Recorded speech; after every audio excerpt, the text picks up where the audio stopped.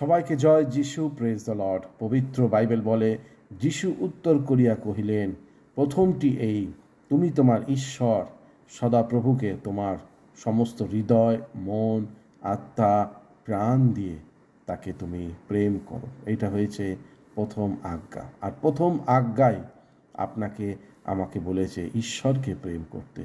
ঈশ্বরের যা যা কিছু বচন, বাক্য, ঈশ্বরের যা যা কিছু প্রতিজ্ঞা পবিত্র বাইবেল শাস্ত্রের মাধ্যমে যা যা কিছু তিনি মানব জাতিকে দিয়েছে, আমাদেরকে দিয়েছে, সব কটা আমাদেরকে মেনে চলতে বলেছে।